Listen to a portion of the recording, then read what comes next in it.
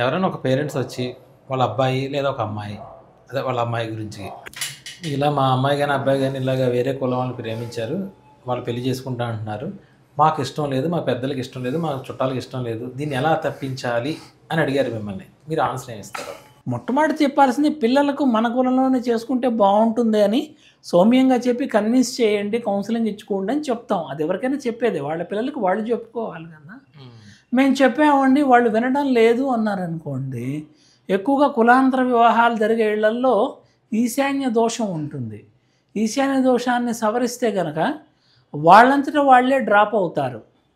అది కూడా చట్టం ప్రకారం, ఆధునికత ప్రకారం కూడా సమంజసమే కదా. ఇద్దరు అబ్బాయిలు అమ్మాయిలు వాళ్ళిద్దరు ముందు చేసుకుందామని ఒక ప్రతిపాదన తెచ్చుకొని మళ్ళీ ఆ ప్రతిపాదన నుంచి వెనక్కి రావడం అనేది మనం చాలా చోట్ల చూసాం కదా. పెద్ద పెద్ద మెగా కుటుంబాల్లో కూడా ఇటువంటి దృశ్యాలు మనం గమనించాం కదా. అది తప్పేం కాదు, ఎవరి అభిప్రాయం వాళ్ళది. అలాగే వీళ్ళు సౌమ్యంగా పక్కకు వచ్చేస్తారు. అంటే నచ్చ చెప్పైనా చేయాలి, సౌమ్యంగా వాళ్ళంతా కూడా వచ్చేటట్టు చేయాలి కదప్ప ఇతరత్ర హింసకు పోవడం అనేది సమంజసం కాదు, చాలా తప్పది.